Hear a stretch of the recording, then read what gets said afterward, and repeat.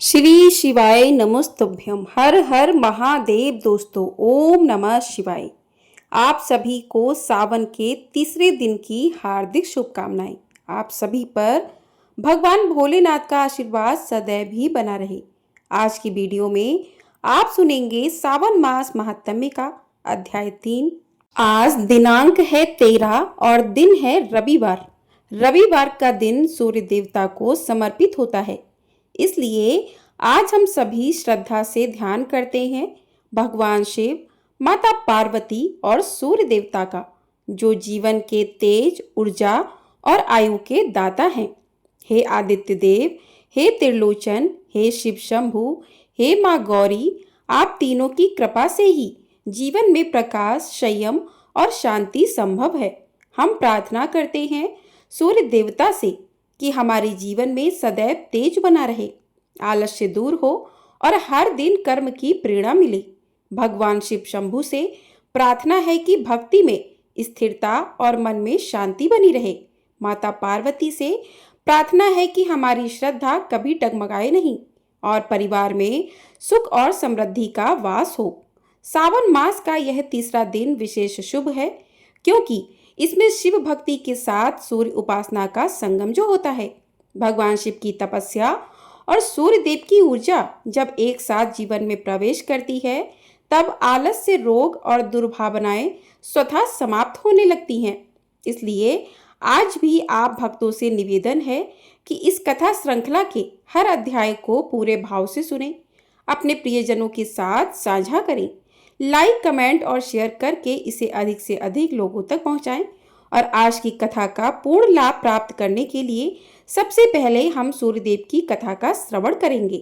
तो प्रिय श्रोताओं, प्राचीन कथा के अनुसार एक बार एक नगर में एक वृद्धा रहा करती थी।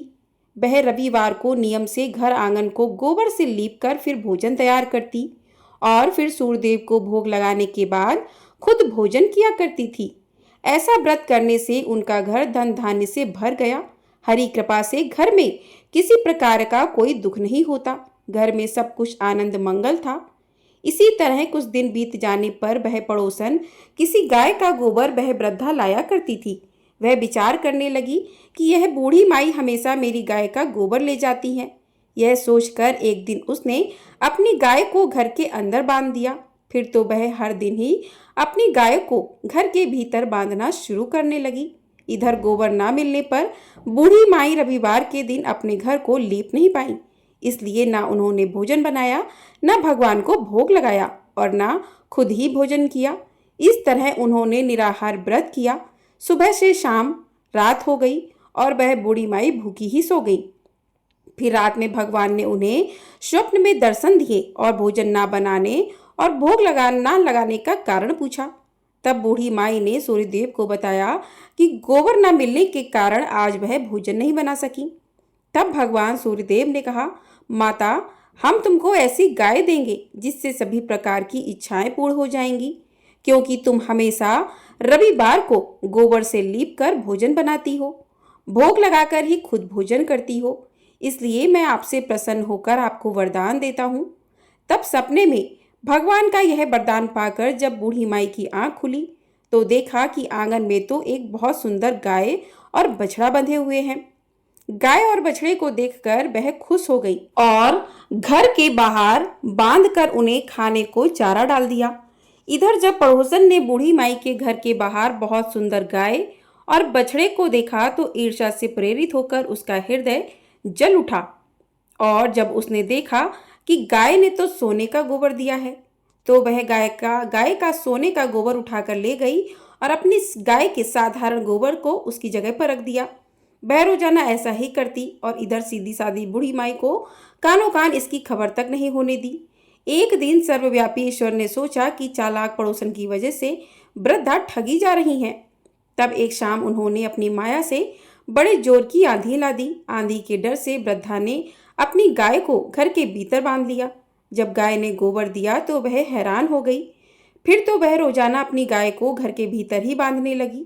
उधर पड़ोसन ने देखा कि गौ घर के अंदर बंधने लगी है और वह सोने का गोबर उठाने में कामयाब नहीं हो पा रही। तो कुछ उपाय ना देखकर एक दिन पड़ोसन ने राजा के महल में जाकर सारी बात बता दी। पड़ोसन ने राजा से कहा, महाराज, मेरे पड़ोस में एक वृद्धा के पास ऐसी गाय है जो आप जैसे राजाओं के ही योग्य है, और वह गाय रोजाना सोने का गोबर देती है। आप सोने से प्रजा का पालन कीजिए, वृद्धा भला उस सोने का क्या करेगी। राजा ने यह बात सुनी तो सुनकर अपने दूतों को वृद्धा के घर जाकर गाय लाने की आज्ञा दी। वृद्धा सुबह सुबह ईश्वर को भोग लगाकर भोजन ग्रहण करने ही जा रही थी। तभी राजा के सेवक गाय खोलकर ले गए और यह देखकर वह बहुत रोई चिल्लाई, लेकिन कर्मचारियों ने एक नहीं सुनी। उस दिन फिर वृद्धा गाय के वियोग में भोजन न कर पाई और रात भर रो रो कर भगवान से गाय को पुनः पाने की प्रार्थना करती रही। वहीं दूसरी ओर राजा गाय को देखकर बहुत प्रसन्न हुआ और सुबह जैसे ही वह उठा तो सारा महल गोबर से भरा दिखाई दिया। राजा यह देखकर घबरा गया। भगवान ने रात में राजा को स्वप्न में कहा कि राजा, गाय वृद्धा को लौटा देने में ही तुम्हारी भलाई है। रविवार के व्रत से प्रसन्न होकर मैंने उस वृद्धा को यह गाय दी थी। सुबह होते ही राजा ने वृद्धा को बुलाकर बहुत सारा धन देकर सम्मान सहित गाय और बछड़ा उसे वापस कर दिया। इसके साथ ही पड़ोसन को बुलाकर उचित दंड भी दिया। ऐसा करने से राजा के महल की गंदगी दूर हो गई और उस दिन राजा ने नगरवासियों को आदेश दिया कि अपनी समस्त कामनाओं की पूर्ति के लिए वे सभी रविवार का व्रत रखा करें। और जब प्रजा ने रविवार व्रत का पालन करके कथा का श्रवण किया तो उन सभी के घर में सुख समृद्धि, धन के भंडार भर गए। ऐसी है रविवार व्रत की महिमा। प्रेम से बोलिए सूर्य नारायण भगवान की जय। तो इस प्रकार से रविवार की कथा पूर्ण हुई। अब सुनिए सावन मास महात्म्य के तीसरे दिन का अध्याय। प्रिय श्रोताओं, भगवान शिव देवी पार्वती से कहते हैं कि हे देवी, अपने इस आदि स्वरूप को मैंने योग बल से जाना है और स्वयं ही इसका निरूपण किया है। यह सोमनाथ पूर्वाहन काल में ऋग्वेद में स्थित होते हैं, मध्याह्न में यजुर्वेद के भीतर इनकी स्थिति होती है, अपराह्न काल में सामवेद में और संध्या के समय अथर्ववेद में ये विराजमान होते हैं। मैं अंधकार से परे सूर्य के समान प्रकाशमान इस अंतर्यामी महापुरुष सोमेश्वर को जानता हूँ। इनको ही जानकर मनुष्य कभी मृत्यु को प्राप्त नहीं होता, अर्थात मुक्त हो जाता है। मनुष्यों की मुक्ति के लिए दूसरा कोई मार्ग नहीं है। पार्वती इस प्रकार महामहिमाशाली सोमनाथ के महात्म्य का दिग्दर्शन मात्र मैंने कराया है। श्री सूत जी कहते हैं, महर्षियों, महादेवी पार्वती ने इस प्रकार प्रवास क्षेत्र की महिमा सुनकर फिर से भगवान शंकर से पूछा कि हे प्रभु महादेव, हे सुरेश्वर, संपूर्ण ज्ञान से संपन्न आपको नमस्कार है। प्रभु, इस दिव्य लिंग का सोमेश्वर नाम किस समय हुआ, कृपया पूर्वक यह भी बताइए। तब भगवान शंकर कहने लगे, देवी, पूर्व काल में मैं ही स्पर्शलिंग स्वरूप से विद्यमान था। उस समय कोई भी मनुष्य यहाँ मुझे नहीं जानता था। तब प्रलय के बाद महाकल्प का आरंभ होता है और ब्रह्मा जी का भी लय होकर नूतन ब्रह्मा की सृष्टि होती है। उस समय मेरे दिव्य लिंग का नाम भी बदलकर दूसरा हो जाता है। अब तक 6 ब्रह्म बदल गए हैं और अब ये 7वें ब्रह्मा चले आ रहे हैं। इस समय जो प्रजापति ब्रह्मा जी हैं, इनका नाम शतानंद है। देवेश्वरी, यह ब्रह्मा जब 8 वर्ष के हुए तब से लेकर मेरे इस लिंग का नाम सोमनाथ प्रसिद्ध हुआ है। बीते हुए कल्पों में जो ब्रह्मा थे उनका नाम बिरिंच था। उनके समय में इन सोमनाथ का नाम मृत्युंजय था। इसके बाद दूसरे कल्प में जो दूसरे ब्रह्मा हुए वे पदम्भु नाम से विख्यात हुए। देवी, उनके समय में मेरे इस लिंग का नाम कालंगनी रुद्र हुआ। तीसरे ब्रह्मा की प्रसिद्धि स्वयंभू नाम से हुई। उस समय सोमनाथ का नाम अमृतेश था। चौथे ब्रह्मा परमेष्टि नाम से विख्यात हुए। उस समय उनका नाम अनामय था। 5वें ब्रह्मा सूरत ज्येष्ठ नाम से विख्यात हुए। उस समय सोमेश्वर देव का नाम कृतिवास था। 6ठे ब्रह्मा का नाम हेम गर्भ था। उनके समय में सोमनाथ का नाम भैरवनाथ रखा गया था। यह जो 7वें ब्रह्मा हैं शतानंद कहलाते हैं। इस समय मेरे इस लिंग का नाम सोमनाथ प्रसिद्ध हुआ है। इसके बाद आने वाले कल्प में 8वें ब्रह्मा चतुर्मुख नाम से विख्यात होंगे। उस समय सोमेश्वर देव का नाम प्राणनाथ होगा। इस तरह जो ब्रह्मा बीत जाते हैं और प्रलय के बाद पुनः जो नए ब्रह्मा उत्पन्न होते हैं उनकी 8 वर्ष की आयु होने तक सोमेश्वर देव का एक नाम रहता है, उसके बाद वह बदल जाता है। इस प्रकार देवी संक्षेप में मैंने तुम्हें सोमनाथ के नाम बताए हैं। तब देवी बोली कि हे देवेश्वर, मनुष्य के ऊपर दया करने के लिए मैं भी आपके साथ बार बार प्रकट हुई हूँ। उस समय मेरे कौन कौन से नाम हुए हैं, कृपया यह भी बताइए। तब महादेव जी कहने लगे, आदिकाल में तुम्हारा नाम जगन माता था, दूसरे में जगदनी, तीसरे में संभवी, चौथे में भिभुपिड़ी, पांचवें में नंदनी, छठे में गणाविका और सातवें में तुम्हारा नाम विभूति हुआ है। इस प्रकार 8वें में शुभ्रू, 9वें में आनंदा, 10वें में वामलोचना, 11वें में बरोहा, 12वें में सुगमंगला, 13वें में महामाया, 14वें में अनंता, 15वें में भूतमाता, 16वें में उत्तमा और 17वें कल्प में तुम्हारा नाम पितृत्पा सिद्ध हुआ है। इसके बाद तुम दक्ष कन्या सती के नाम से प्रसिद्ध हुई। उस समय दक्ष द्वारा अपमानित होने से तुमने अपना शरीर त्याग दिया। इसके बाद बरह कल्प आने पर पुनः हिमवान ने तुम्हारी आराधना करके तुम्हें पुत्री रूप में प्राप्त किया। इसके बाद अत्यंत दुष्कर और अद्भुत तपस्या करके तुमने मुझे पति रूप में पाया और पार्वती नाम से प्रसिद्ध हुई। सुमुखी, जब तक इस कल्प का अंत होगा तब तक मैं तुम्हारे साथ कैलाश पर्वत पर क्रीड़ा करूंगा।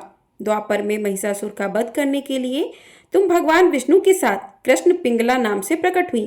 तब से कात्यायनी और दुर्गा आदि विविध नामों से तुम नवक कोटि भेद के साथ वसुधा तल पर प्रकट हुई।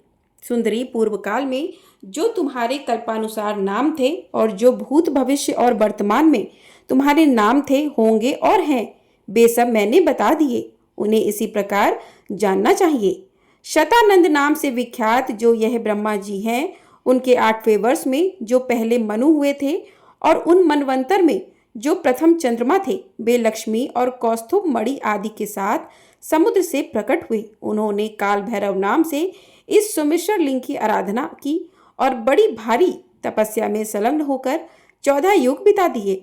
सुंदरी, उनकी वह अद्भुत तपस्या देखकर मैं बहुत प्रसन्न हुआ और बोला कि चंद्रदेव वर मांगो। सुबह तक उन्होंने अपने भक्ति भाव से मुझे संतुष्ट करके कहा कि प्रभु, यह ब्रह्मा जी जब तक रहें तब तक आपका नाम सोमनाथ के रूप में प्रसिद्ध रहे।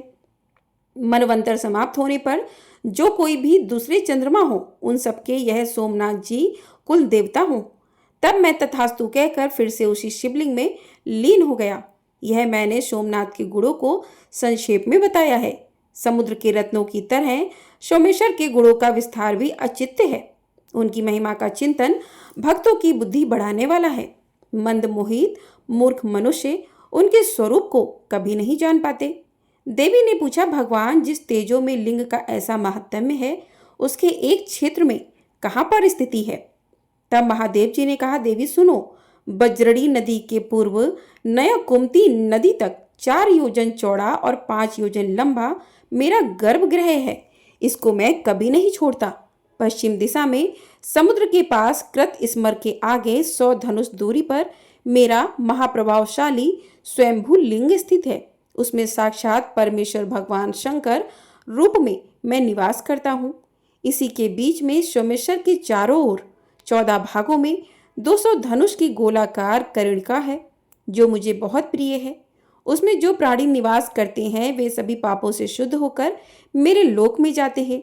जो मनुष्य सैकड़ों विघ्नों से घिर कर या बंध कर प्रतिज्ञा पूर्वक जीवन भर इस क्षेत्र में निवास करता है, वह उस परम धाम में जाता है जहाँ जाकर कोई भी शोक नहीं करता। जो प्रवास क्षेत्र में मरता है वह यमलोक में नहीं जाता। भयंकर कलिकाल का आगमन जानकर मैंने यहाँ रक्षा के लिए विघ्नराज गणेश जी को स्थापित किया है। ब्रह्मघाती, पातकी, ब्राह्मण, दोषी, शिव भक्तों की निंदा करने वाले, कृतघ्न, शठ लोक शत्रु, गुरुद्रोही, तीर्थों और मंदिरों के कंटक रूप तथा पाप परायण निंदित मनुष्य इस क्षेत्र में आकर अपने प्राण त्यागते हैं तो वे 10,000 दिव्य वर्षों तक दासी पुत्र होते हैं। उसके बाद ब्रह्म राक्षस होते हैं, फिर हीन योनि अथवा पक्षियों की योनि में जन्म लेते हैं। इसलिए पूरा प्रयास करके वहां कभी कोई पाप ना करे। अन्य अय स्थानों पर पाप इस क्षेत्र में आकर नष्ट हो जाता है, लेकिन यहाँ का किया हुआ पाप पिशाच योनि और नरक में डालने वाला होता है।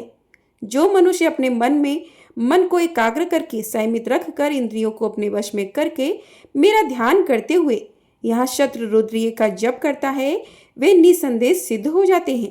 अगर कोई मनुष्य उत्तम प्रवास क्षेत्र को जाए तो उसे ऐसा प्रयास करना चाहिए जिससे वह फिर वहां से बाहर ही ना जाए।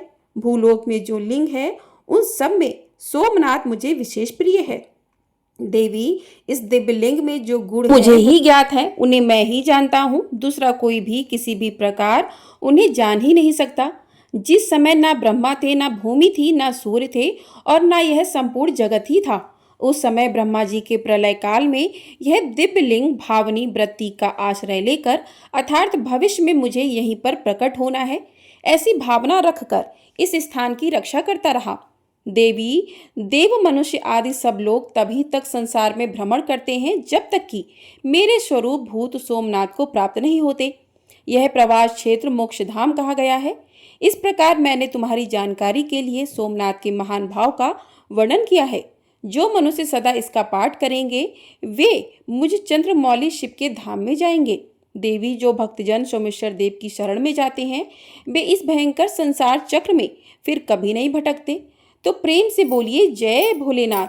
आज का महात्म्य यहीं पर समाप्त हुआ। इसके आगे का वृतांत आप अगले अध्याय में सुनेंगे। अब सुनिए भगवान शिव की पावन कथा। आज आप रसपान करेंगे भगवान भोलेनाथ और भगवान के एक सच्चे भक्त की कहानी, जिसके पास भोलेनाथ को अर्पित करने के लिए कुछ भी नहीं था।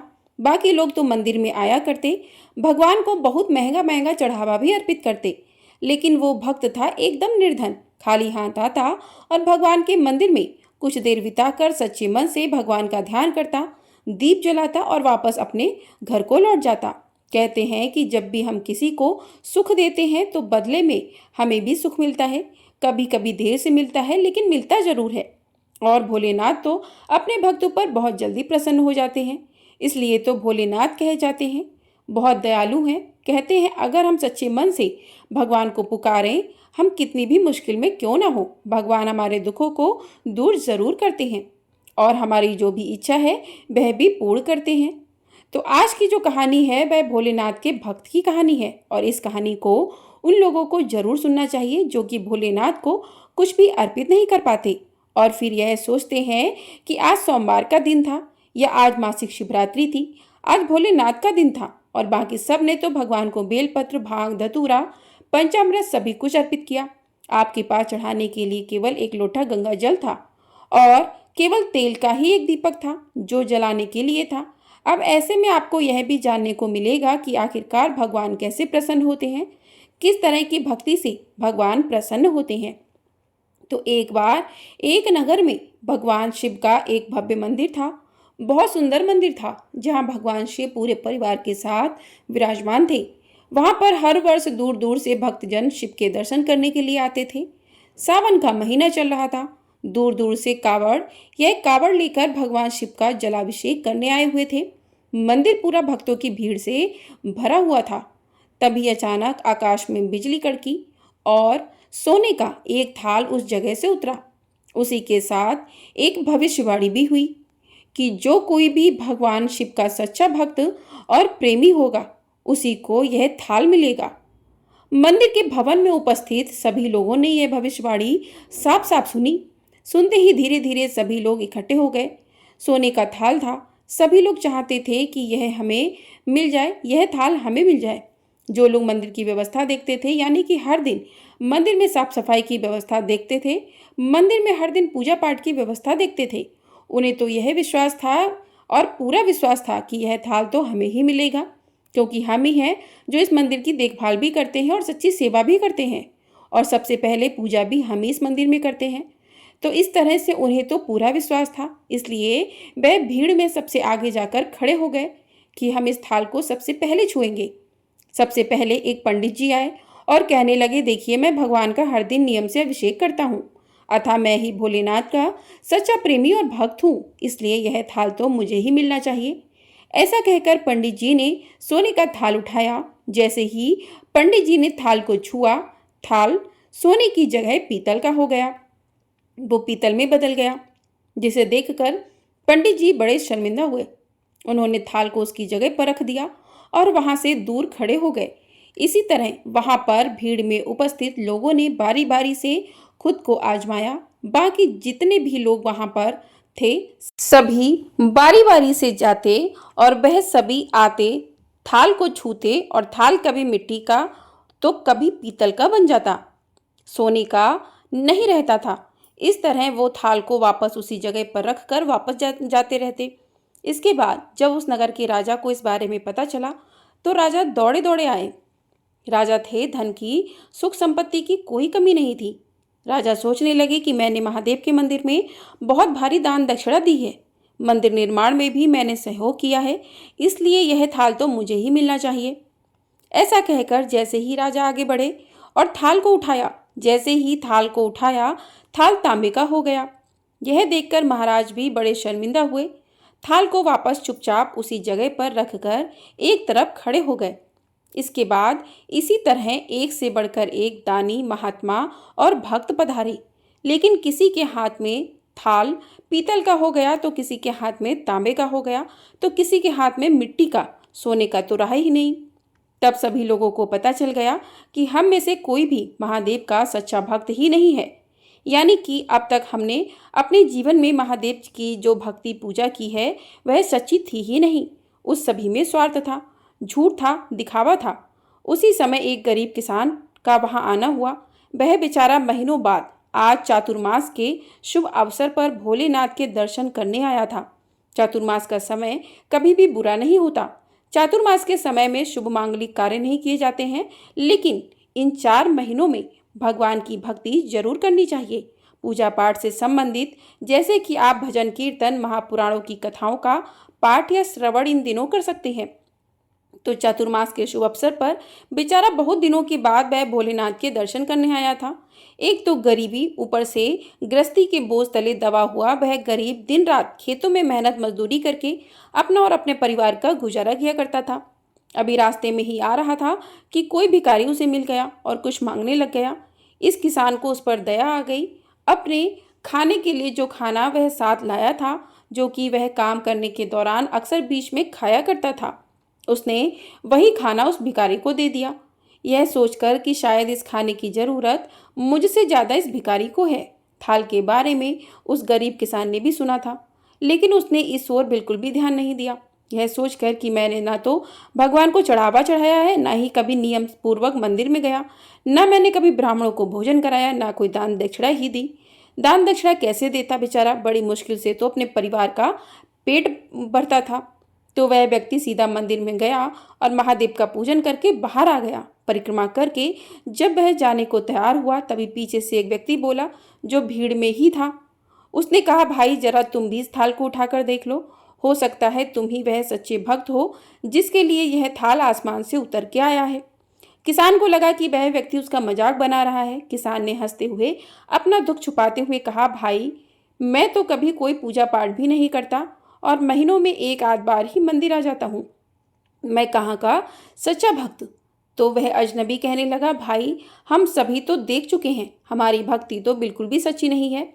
अब तुम ही अपना हाथ लगाकर आजमा कर देख लो, सोने का थाल मिले या ना मिले, किंतु यह तो पता चल जाएगा कि तुम्हारी भक्ति में कितनी सच्चाई है। वहां पर उपस्थित लोगों के बहुत आग्रह करने पर आखिरकार उस भोले वाले किसान ने जाकर वो थाल उठा लिया।